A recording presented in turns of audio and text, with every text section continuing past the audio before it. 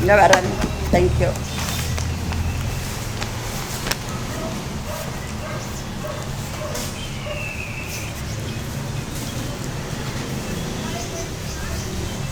Na makaroon tayo ng bilib sa sarili no at sa kabayanan no at na mataas ang ating moral na kaya pala natin mabuhay sa mundo na wala tayong utang, no? Yan. Yan ang kailangan natin, wala tayong utang. Mapansin nyo ba na kung sino yung mga taong nanghihina at hindi makakilos, walang ginagawa, kumain,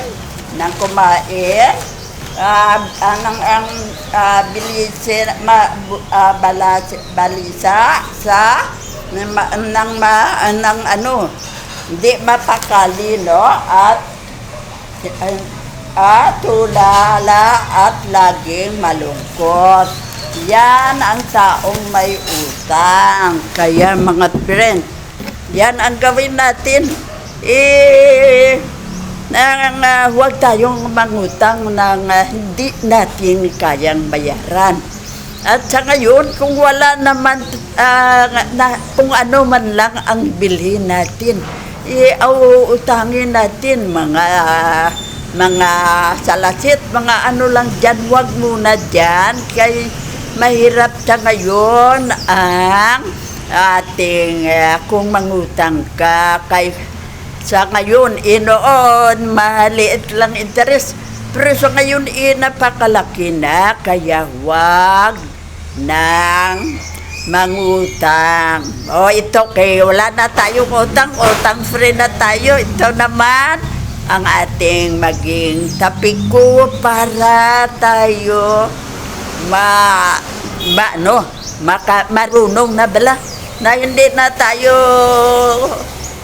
tayo mangutang uli, no? At ang aking advice ay ganito, no? Ang sa una kwanto problema to, no? Yan ang ating problema. Sa ngayon, ito ang solusyon natin. Ito na, pakinggan nyo, napakaganda. Pero akala ng aming mga nakakilala sa akin, may konektado ito sa nangyari, no? Pero hindi, wala koneksyon, kundi ito ang ating gawin sa ating para tayo, hindi tayo mahirapan sa buhay natin. Ano ang ating gawin? Ganito, no? Kung hindi nyo kaya ang may utang, huwag mangutang. Kung sa pagkain, sa gamot, utang tayo, kasi kailangan yan. Mamatay tayo, hindi tayo kakain. Kung wala tayong gamot, mamatay din. Kaya kailangan natin ang mag-utang. Pero kung sa walang kabuluhan, huwag mangutang, kay tayo ang mahirapan. Na ang iba na hindi na kaya na malaki ang utang. 500,000, amin ka mo, wala na sa 100,000. Paano mo na babayaran yan? Kung di, ma-stroke ka, ma-depress ka, no? Kaya kulang sa tulog, at kung anong naisip, ganyan, magkasakit ka na napakalaki pa rin na gastos. Kaya yan ang ating gawin. Kailangan natin utang free. Dahil yan, i-apply natin sa buhay natin yan. Ito ang advice. Kung di nag-ano tayo, nag-lecture tayo sa ipon. Maipon tayo at ano natin, pag-ipon natin, pag 100 o 200,000, mag-ano tayo ng sariling negosyo. No? Iyan ang aking advice. Dason mag-ipon tayo uli. Kung ang anak natin tatlo, magnegosyo ng tatlo. Every year, pondar ng negosyo para sa mga anak natin. Yan. Hindi lang, ikaw lang ang, sarili mo lang ang bigyan mo ng negosyo. Ang mga anak mo, kahit sa uli, magkuha na sila, magkapamili na, ang anak mong lalaki, mag-asawa na, at ang anak mong babae, may husband na, ikaw ang, kung wala silang trabaho, ikaw ang magpakain sa kanila at pagpaaral sa mga anak nila. Paano ang gawin natin na hindi tayo magpunta sa ganyang sitwasyon na hanggang pagtanda natin, tayo pa rin ang nagpakain sa mga pamilya natin, sa mga anak natin, manugang natin, mga apo natin, tayo pa rin ang nagpakain. Huwag pabayaan yan. Kaya mahirapan ka.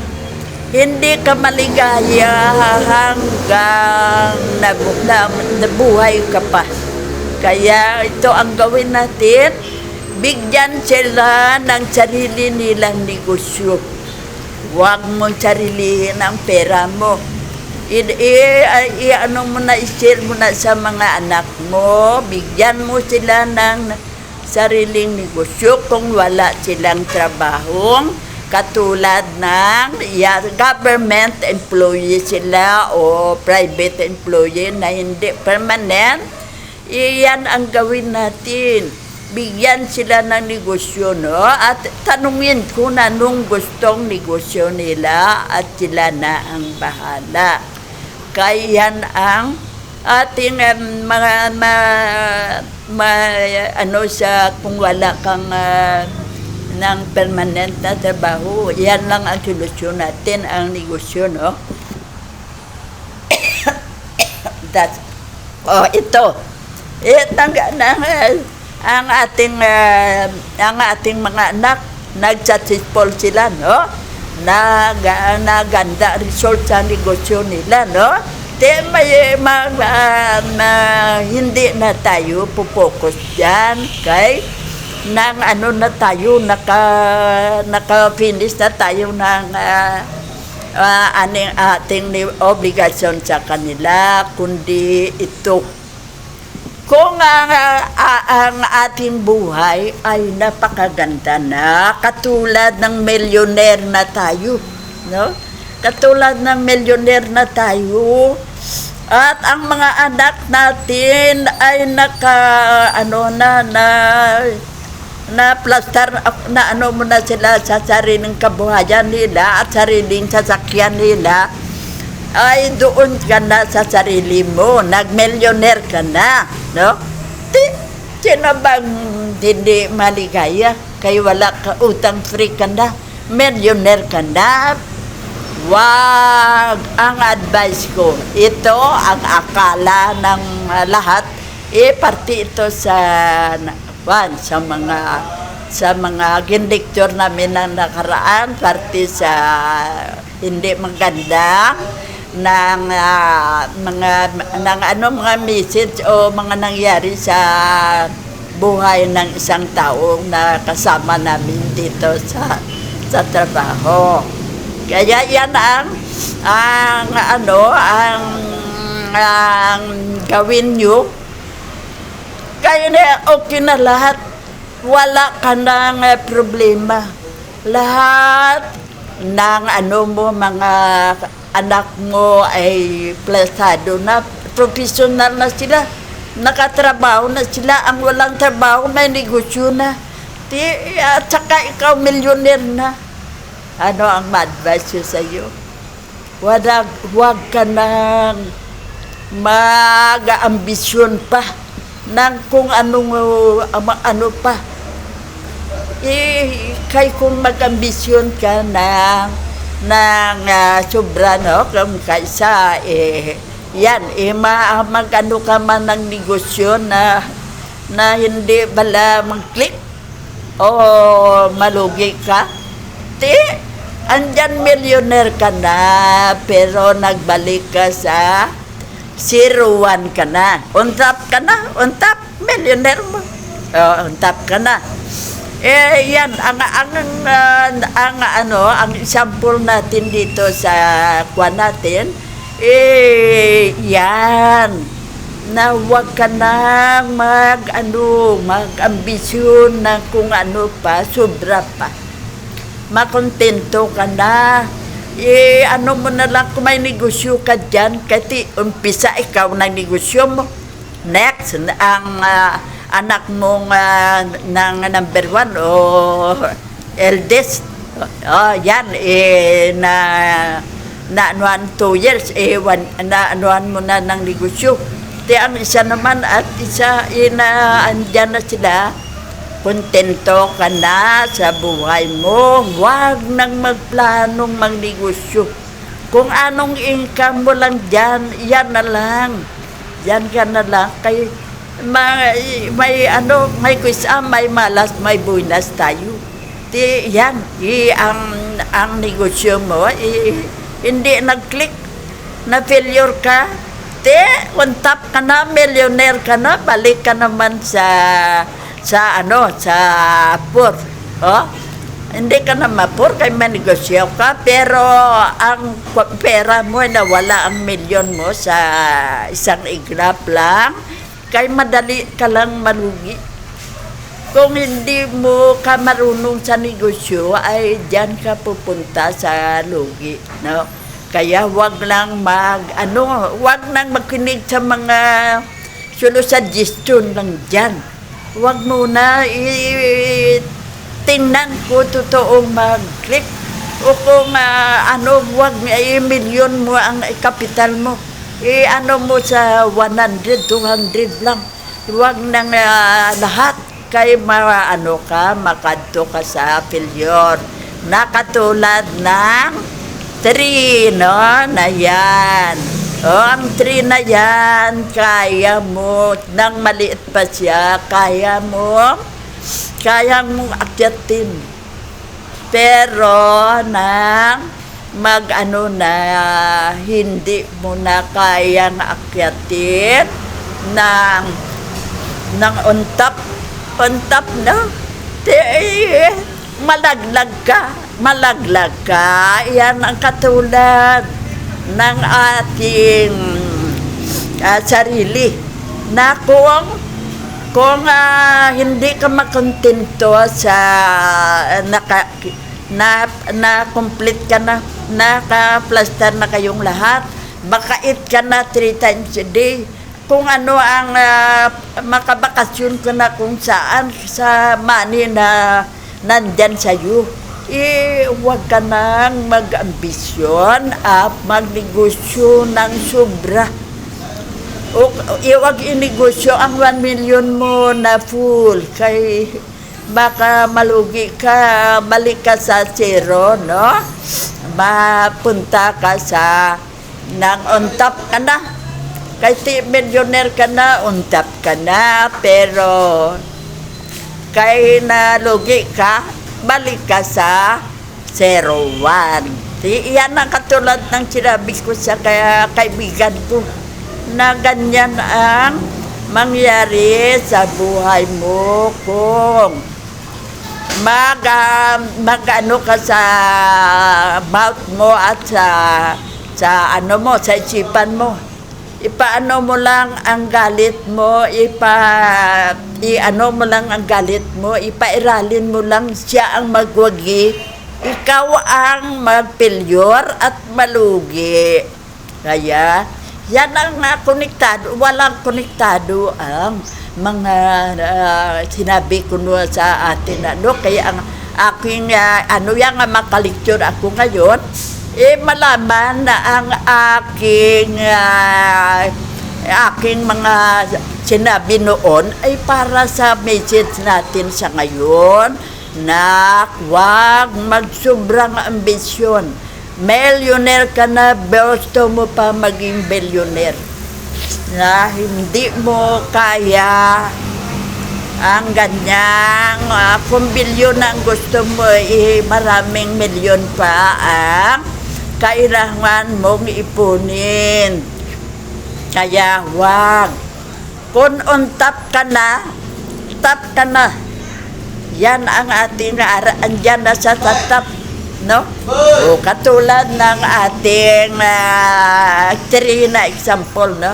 Ang top ka na, kaya mo pa siyang, daw sa middle pa lang siya, dyan ka na, nagnegosyo ka na ng kada isa sa mga anak mo, ganyan ang example natin. Pero paglaki niya, hindi na natin kayang akyatin. Malaglag tayo, kag matay tayo, o kung malugi tayo, kung sa negosyo. Kaya nang example ko, na huwag ka nang mag-ambisyon. Kung may sarili ka ng kabuhayan na nakunan everyday, na huwag mo nang planuhin, inegosyo ang naipon mo, kay hindi mo yan alam kung mapilyor ka o mag-successful ka. Kaya, yan ang advice ko. No? Mahirap na may milyon ka na. Di, maski 100,000, wala ka na. Kaya nalugi ka. Miski 50,000 na lang, sana 50, para may negosyo ako, 100,000. Pero na failure tayo kay ang negosyong na ipundan natin, hindi natin sunado. Yan lang nangabi sa atin ang mga barkada natin. Maganda yan. Ayan, ngayon, ayan ang click na negosyo. Kaya magnegosyo ka. Huwag magpadikta sa ibang tao. Sarili mong desisyon na ang gawin mo. Kay ikaw ang ma-failure. Ikaw malugi. Hindi mo siya masisi. Hindi mo siya masuntok. Kay bakit mo ako na-advise ng ganoon na lugi ako, ang 1 million ko nawala lahat. Hindi yan kasalanan. Ikaw ang may kasalanan, kay hindi mo muna na pinakinggan ang ating message sa ngayon na kung ganyan na may money ka ng ganyan, huwag mo nang i-drive ng ipon lang dyan. Kung doon ka sa may co-op ka ang dividendo mo, yan para sa 1 year na pagkain. Kaya itong aking kaibigan, ganyan. Ang ginawa niya, pagka March na may kwan kami, may dividendo kami sa co-op na nagpa-member kami. Sa amin sa Chitelt, ako lang isa, kaya ako lang ang best friend niya, ako lang tinulungan niya. Kaya pagka 1 year, may dividendo kami. Ang dividendo niya ay noon 1,500,000 ang money sa co-op. Ang dividendo niya 150,000. 150,000, dalawa lang sila ng misterya sa bahay.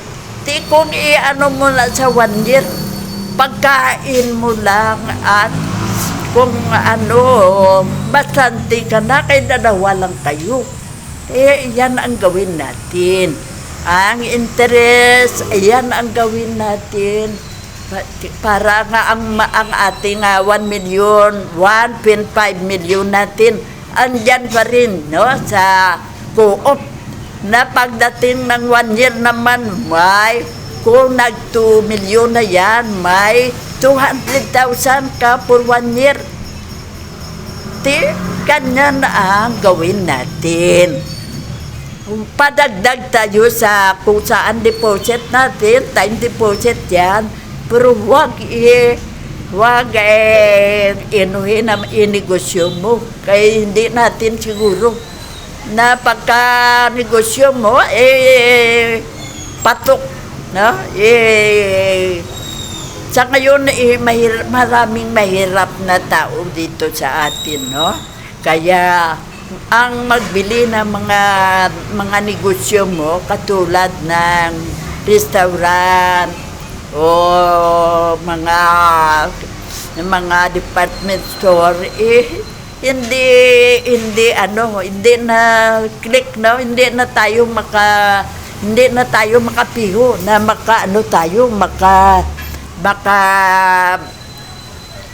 ganda natin ma-income dyan. Kaya sa ngayon panahon, marami na ang may grocery, marami na ang may restaurant, marami na ang may boteka o drugstore.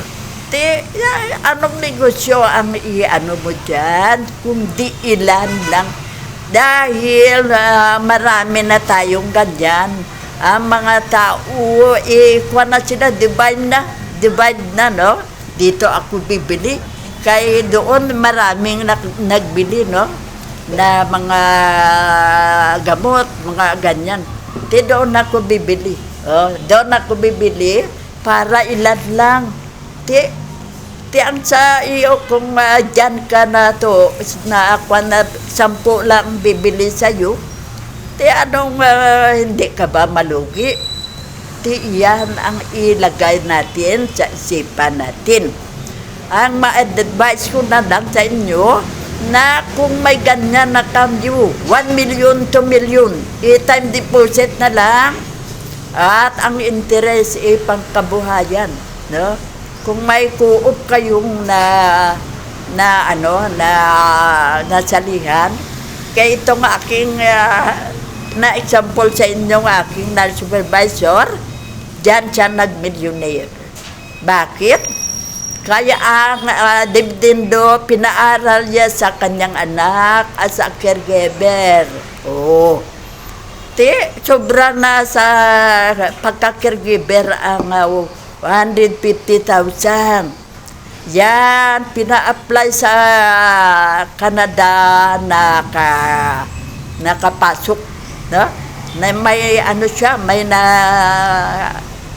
siya as caregiver.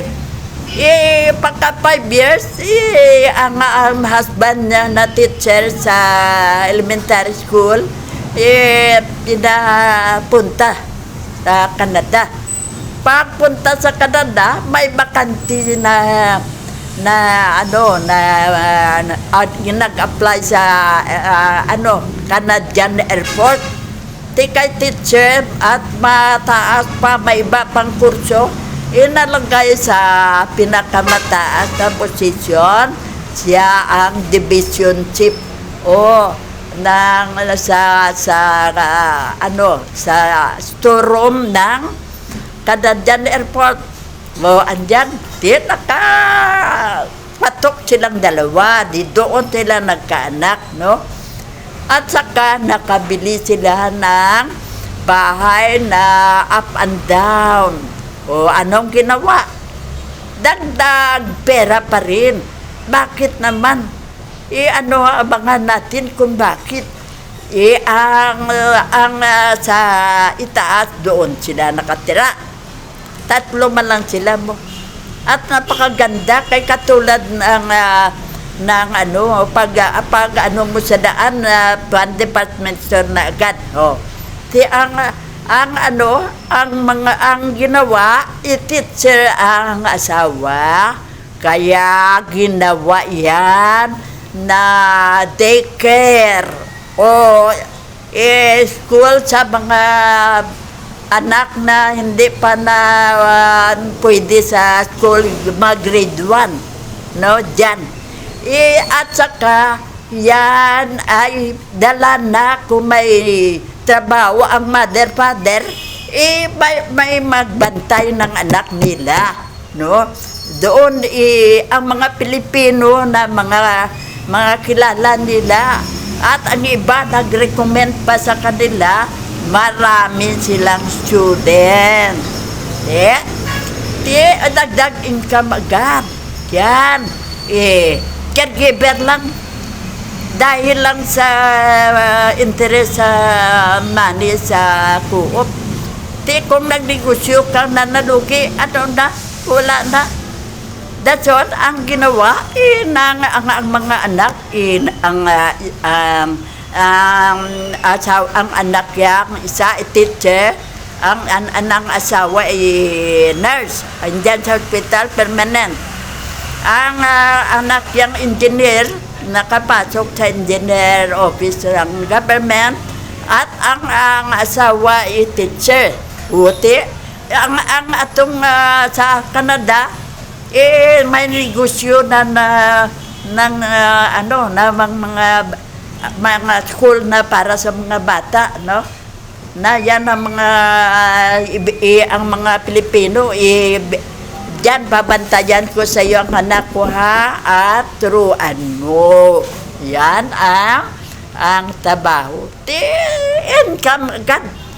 Lahat sila may income. Yan. Ang hindi lang diyan nakatapos. Ang kaibigan ko tinulungan ang mga pamangkin. Pinaaral caregiver andyan sa abroad. Mula lang sa umpisa sa aking kaibigan na supervisor namin, siya lang nagawa dyan, pero marami siyang natulungan. Kaya silang lahat ay naging millionaire na. Na noon, napakahirap. Kaya tayo, advice ko ito, wag kung na medyo complete na kayo, plastado na kayo, no, ng Mr. and Mrs., plastado na mga anak, at may 1 million sa bank na ipon, yan, i-deposit para wala kang problema. Ang negosyo mo lang dyan, ang atindihin mo, at dyan ka lang kukuha na makain, magpaggastos mo. Hindi ba maganda ang advice ko sa inyo? Sa inyo lang yan, kung may mga malaking negosyo na yan, na marunong na negosyante, okay lang na sa kanila. Ang advice na ito para sa atin na nanggaling sa mahirap, na nakaahon sa kahirapan, no? Nagang millionaire na, no? Galing tayo sa poor, nag-middle class, nag-millionaire. Hindi lang yan kung matulungin ka, hindi lang sa iyo lang, sarili mo lang. Ang mga kapatid mo ay mahirap, nakatingin lang sa iyo na malaking bahay mo, up and down. Sila barong-barong na kapaligid sa iyo. Pinabayaan mo sila. Anong isipin ng mga taong nakatingin sa atin, makasarili tayo. Kaya huwag natin gawin yan. Huwag ipagdamot, tulungan. Kung matulungan mong isa makapa-abroad, siya na yung bahala sa mga kapatid niya para makapag-aral at makapunta sa abroad. Isa lang ang tulungan mo sa pamangkin mo. Ikaw bahala sa kapatid mo, ha? Hindi na ako gagastos dyan. Okay ka ba? Ito ang obligasyon mo. Akin ang umpisa, ikaw ang tatapos. Yan ang gawin mo. Kaya yan ang napakalaking teknik natin sa pagpaligaya sa buhay natin. Kasi paligaya na tayo. Wala na tayong utang, free na tayo. Wala na tayong problema. Hasta sa mga anak natin, pamangkin natin. Yan ang mga pamangkin na plaster sa lugar. Dito napapasok si Telt ang pamangkin isa. Ang iba na pa-abroad. Pa-abroad lahat. Yan sa ideya lang na isang tao. Diyan lang ng na-supervision namin na hindi lang ang sarili nilang husband niya kag siya ang naplastar sa magandang sitwasyon, kundi sa mga kapatid pamangkin. Ginturuan sa pag-ipon sa co-op, naging millionaire din. Kaya ang ginawa, ang dividendo among kinakain. Kaya wala naman silang problema sa mga anak nila, kay may kwan man, may trabaho naman. Ang mag-asawa na lang ang kumakain ng kanilang income sa negosyo nila. Kaya yan, lahat ganyan ang teknik ng kaibigan ko. Yan, napaka-the best. Kaya lahat sila nag-millionaire. Yan, i-apply sa buhay natin yan. Kung ganyan ang gawin natin, unahin ang anak natin. Kung daw ang kursya, paabron. Kung makaplastar na dito ng mahawasan dato, kung matag-isa sila, isa ka na lang ang mag-quit, nang hindi na magtrabaho kung gusto nilang mamuhay ng tahimik dito o mag-asawa na dito at magkaanak na. Kaya yan ang advice ko sa inyo, ha? Huwag niyong baliwalain. Yan ang example ko sa inyo na kung untap ka na, huwag nang mag-ambisyon ng sobra pa. Isipin na ang pera at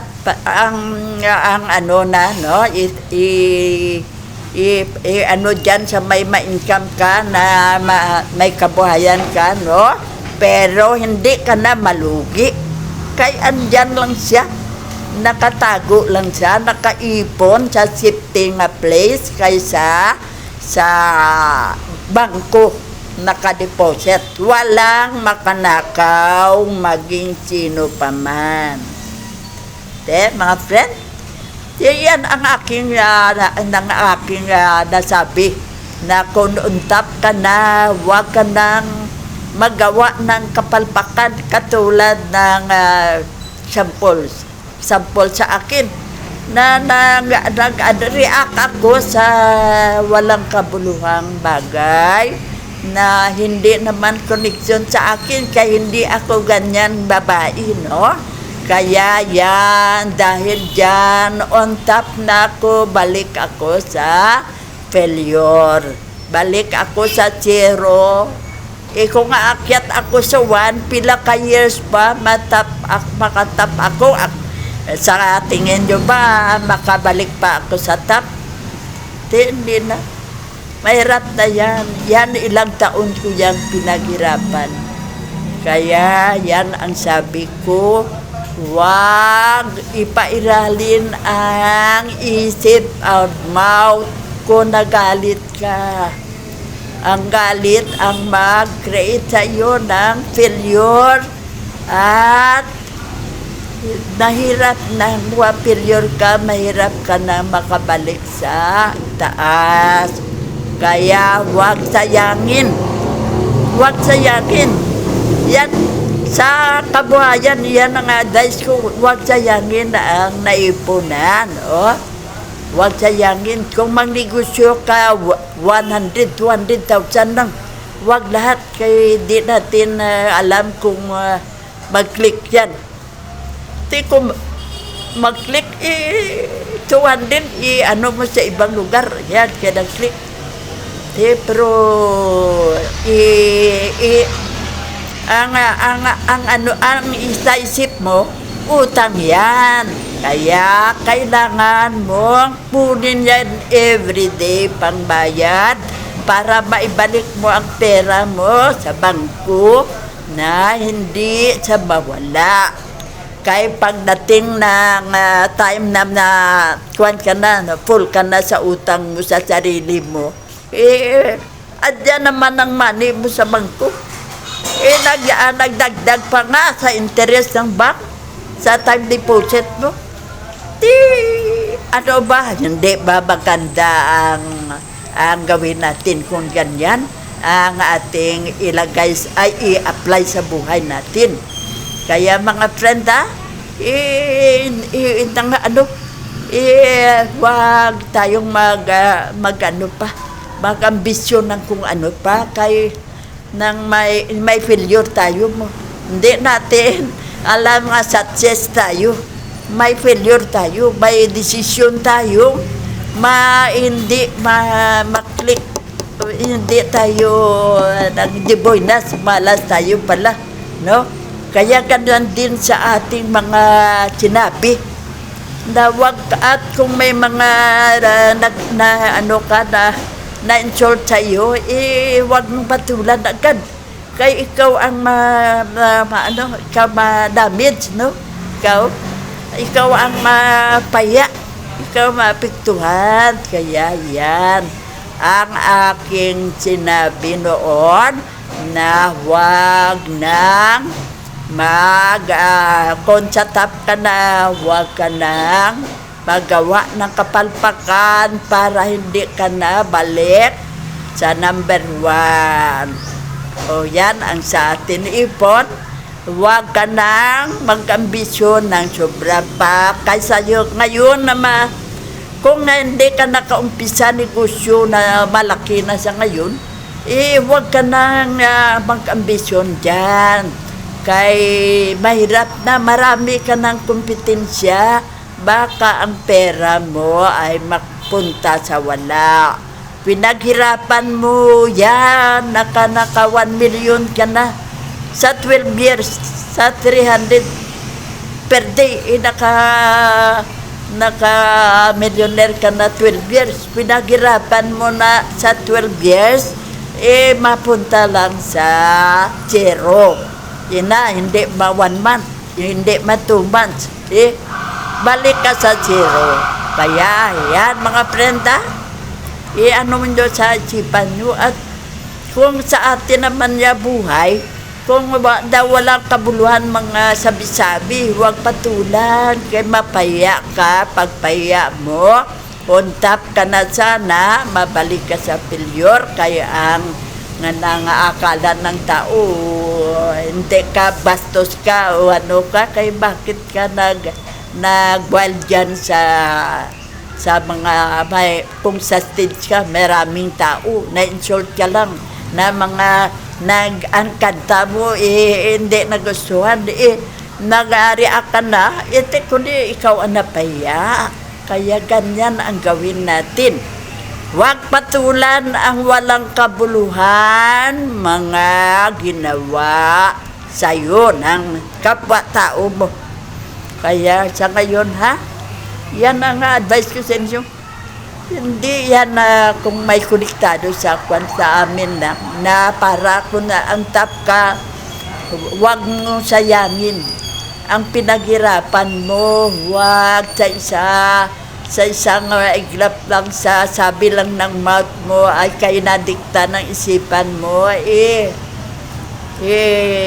babastos ka, balik ka sa zero kagwan. Kaya wag, example natin dyan wag natin i-apply sa buhay natin at i-apply natin sa buhay natin ang teknik na kung paano tayo ng buhay natin, no? Na galing tayo sa poor, nag-millionaire tayo. Kung hindi tayo marunong, kag hindi tayo medyo delikado, distansya sa mga mangyari, babalik tayo sa zero o sa poor. Kaya mga friend, thank you sa pakikinig. Kaya yan ang gawin natin sa buhay natin, sa mga pangyari sa buhay mo. Huwag patulan ang walang kabuluhang bagay. Kung hindi malang totoo, pabayaan na lang sila, ay pabayaan na lang ang mga kwento yan. Hindi bigyan importansya, kay ikaw ang madamage, ikaw ang mapilyon, na nasuccess ka na sana, nagbalik ka sa pilyon. Mahirap mag-umpisa. Mahirap maabot ang tagumpay ang sa itaas. Pero wala na tayong magawa. Nangyari na, hindi mo na maibalik. Kalimutan na lang yan. At i-apply naman ulit kung makabalik ka naman sa top. Kaya mga friend, thank you sa pakikinig ha. Kayong bahala. Kung ang taktika natin sa buhay, technique natin, i-apply mo sa buhay mo. Kung okay, kung hindi, kayo ang mag-successful. Kayo ang bahala kung i-apply nyo dyan. O kung hindi, basta naka-message ako ha, mga friend. Thank you very much. Yan, ha? Love ko kayo. Salamat sa pakikinig ha. Oh.